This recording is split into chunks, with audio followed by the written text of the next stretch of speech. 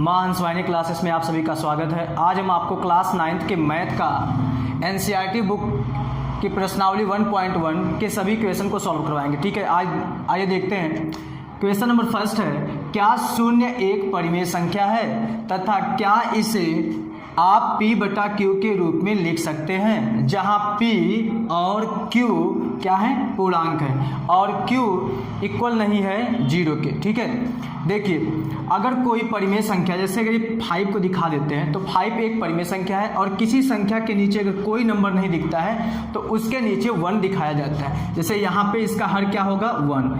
अगर ये 6 है, 6 के नीचे 6/1 लिखेंगे तब भी ये 6 ही आएगा। ऐसे ही जो यहाँ पूछा जा रहा है कि क्या शून्य एक परिमेय संख्या है, तो शून्य एक परिमेय संख्या होगी, क्योंकि परिमेय संख्या उसे कहते हैं जिसे p बटा q के रूप में लिखा जा सके और q का वैल्यू 0 ना हो। ठीक है, देखिए शून्य को लिख सकते हैं 0/1, ऐसे ही शून्य को लिख सकते हैं 0 कोई भी नंबर लिख सकते हैं 0 बटा कुछ भी लिखेंगे यहाँ पे तो ये 0 ही आएगा। इसका मतलब 0/6 ये भी 0 ही आएगा। तो इसका आंसर हो जाएगा, इसे पूछा जा रहा है कि क्या शून्य एक परिमेय संख्या है, तो बोलेंगे हाँ शून्य एक क्या है, परिमेय संख्या है और इसे p बटा q के रूप में लिखा जा सकता है, जैसा कि यहाँ पे लिखा गया है। देखिए शून्य को लिखा गया 0/1, फिर यहाँ पे शून्य को लिखा गया 0/5, ऐसे ही सब नंबर लिख सकते हैं। ठीक ना। नेक्स्ट क्वेश्चन आपके सामने है, देखिए सेकंड क्वेश्चन है, 3 और 4 के बीच में 6 परिमेय संख्याएं ज्ञात कीजिए। फिर ऐसे ही थर्ड क्वेश्चन भी इसी तरीके से है, 3/5 और 4/5 के बीच में 5 परिमेय संख्या, 5 परिमेय संख्याएं ज्ञात करना है। और किसी दो परिमेय संख्याओं के बीच में परिमेय संख्या कैसे निकाला जाता है, इसके बारे में पूरा डिटेल बता दिया गया है और जो भी डिस्क्रिप्शन में आपको लिंक दिया गया है आप उसके थ्रू आप किसी दो परिमेय संख्याओं के बीच में परिमेय संख्या का वीडियो देख सकते हैं। ठीक है, तो इन दोनों क्वेश्चन में से केवल हम एक क्वेश्चन बताते हैं और एक क्वेश्चन आप समझ सकते हैं आराम से। देखिए ये 3/5 है, ये छोटा है, ये 4/5 है, ये बड़ा है। सबसे पहले हम यहाँ पे चेक करते हैं, जब सॉल्व करेंगे क्वेश्चन नंबर 3 सॉल्व करवा रहे हैं, क्वेश्चन नंबर 2 अपने से आप कर लीजिएगा। देखिए इसको आप मानेंगे x, या तो पहले ये दिखा देते हैं यहाँ पे। देखिए 4/5 जो हमारा है ग्रेटर है देन 3/5 के, इसमें एक को x मानेंगे एक को y, x इक्वल मान लेंगे 3/5 तो y इक्वल मानेंगे 4/5। कितनी परिमेय संख्या निकालनी है, 5 परिमेय संख्या निकालनी है, तो n का वैल्यू हो गया 5। अब इसके बाद हम निकालते हैं d, ये सब बताया गया है। d क्या होता है, d जो हमारा होता है हाई वैल्यू में से लो वैल्यू को माइनस कर देते हैं, मतलब ये y का मान जो बड़ा है और ये x का मान छोटा है, तो यहाँ पे लिखते हैं y माइनस x बटा जितनी परिमेय संख्या निकालनी रहती है उससे एक ज़्यादा यहाँ पे बढ़ा के लिखते हैं, मतलब n+1। d इक्वल हो जाएगा, y का वैल्यू कितना है, y का वैल्यू है 4/5 माइनस x का वैल्यू 3/5 परिमेय संख्या कितनी निकालनी है 5, तो यहाँ हो जाएगा 5+1। अब उसके बाद जब d निकालेंगे तो d इक्वल हो जाएगा, देखिए इसका जब आप एलसीएम लेंगे तो आएगा 1/5। इसका एलसीएम जब आप लेंगे पूरा सॉल्व करेंगे ऊपर वाला तो 1/5 आएगा और नीचे आएगा ये 5 और 1 6। फिर उसके बाद d का वैल्यू आ जाएगा, ये पलट जाएगा तो 1/30। अब जब d का वैल्यू निकाल लेते हैं उसके बाद क्या करते हैं, x में d वाले को जोड़ते हैं। देखिए इसके बाद देखिए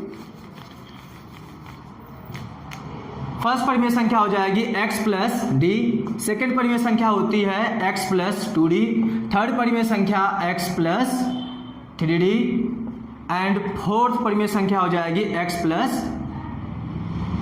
3 हो गया ये 4d। उसके बाद देखिए यहाँ पे जब d का वैल्यू लिखेंगे तो x का वैल्यू कितना है, x का वैल्यू है 3/5 में 1/30 ऐड कर देंगे, ये फर्स्ट परिमेय संख्या हो जाएगी। उसके बाद जब सेकंड परिमेय संख्या निकालेंगे 3/5 में ये देखिए 2d का मतलब 2/30। फिर ऐसे ऐसे सब निकालेंगे 3/5 प्लस 3/30। जब इसको सॉल्व करेंगे तो ये आ जाएगा, देखिए इसको सॉल्व करके दिखाते हैं यहाँ पे।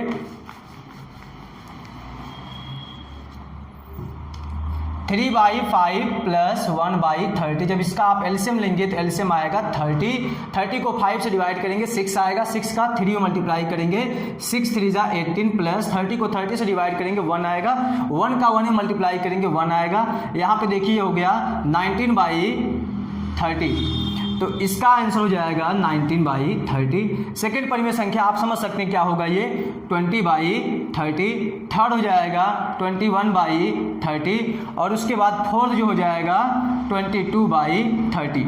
ठीक है, ऐसे ही किन्हीं दो परिमेय संख्याओं के बीच परिमेय संख्या को निकाला जा सकता है। इसमें से एक देखिए परिमेय संख्या और निकालिए, क्योंकि ये फर्स्ट हो गया, सेकंड हो गया, थर्ड हो गया, ये फोर्थ हो गया। पूछा गया था कितनी परिमेय संख्या, 5 परिमेय संख्या ना, तो यहाँ पे x प्लस 5d भी तो रहेगा। तो यहाँ पे नेक्स्ट वाली परिमेय संख्या हमारी हो जाएगी 23/30। ये सब हो गई परिमेय संख्या किनके बीच, 3/5 और 4/5 के बीच 5 परिमेय संख्या आपको निकाल के दिखा दिया गया। नेक्स्ट क्वेश्चन है क्वेश्चन नंबर 4। क्वेश्चन नंबर 4 है, नीचे दिए गए कथन सत्य हैं या असत्य। इसमें बताना है सत्य है या असत्य, कारण के साथ अपने उत्तर दीजिए।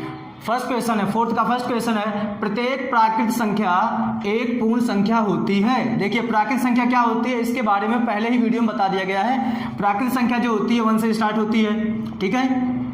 उसके बाद जो पूर्ण संख्या होती है 0 से स्टार्ट होती है एंड सो ऑन। देखिए प्रत्येक प्राकृत संख्या एक पूर्ण संख्या होती है, मतलब ये है कि क्या ये सब पूर्ण संख्या है, तो सभी प्राकृत संख्या पूर्ण संख्या होती है, क्योंकि इसमें देखिए 0 नहीं है, फिर भी ये सब प्राकृतिक संख्याएं जो हमारी है पूर्ण संख्या में पाई जाती है। लेकिन अगर ये पूछा जाता कि प्रत्येक पूर्ण संख्या हमारी प्राकृतिक संख्या होती है, तो कहते नहीं, क्योंकि देखिए इसमें 0 है, 0 हमारी प्राकृतिक संख्या नहीं होती है। तो प्रथम ये वाला जो है सत्य होगा, ये क्या होगा, सत्य होगा, क्योंकि सभी प्राकृतिक संख्या हमारी पूर्ण संख्या होती है। क्वेश्चन नंबर 4 का सेकंड क्वेश्चन है, प्रत्येक पूर्णांक एक पूर्ण संख्या होती है। तो देखिए पूर्णांक संख्याओं में 0 भी आ जाता है और पॉजिटिव नंबर्स भी आते हैं, निगेटिव नंबर्स भी आते हैं, ठीक है। लेकिन पूर्ण संख्या जो होती है 0 1 2 3 4 एंड सो ऑन, प्रत्येक पूर्णांक संख्या मतलब ये सब पूर्ण संख्या होती है। देखिए पूर्णांक संख्या में निगेटिव नंबर्स भी आते हैं, तो निगेटिव नंबर्स तो उसमें है ही नहीं, इसका मतलब है प्रत्येक पूर्णांक संख्या पूर्ण संख्या नहीं होती है। तो ये कथन हो जाएगा असत्य, ये कथन हो जाएगा असत्य। क्वेश्चन नंबर 3 देखिए, क्वेश्चन नंबर 3 क्वेश्चन है, प्रत्येक परिमेय संख्या एक पूर्ण संख्या होती है। देखिए अगर परिमेय संख्या की बात की जाए तो परिमेय संख्या ये भी है, परिमेय संख्या ये भी है, सॉरी यहाँ पे नेक्स्ट कोई नंबर ये भी है, परिमेय संख्या ये भी है। तो ये सब परिमेय संख्या है, लेकिन ये सब एक पूर्ण संख्या नहीं है। प्रत्येक परिमेय संख्या एक पूर्ण संख्या होती है, तो ये सब परिमेय संख्या है, लेकिन ये पूर्ण संख्या नहीं है, इसलिए ये असत्य होगा। अगर ये कहा जाता कि प्रत्येक पूर्ण संख्या एक परिमेय संख्या होती है, तब वो सत्य होता, ठीक है। आज ये देखिए प्रश्नावली 1.1 के सभी क्वेश्चन को सॉल्व करवा दिया गया। नेक्स्ट प्रश्नावली कई क्वेश्चन को अगले वीडियो में सॉल्व करवाया जाएगा।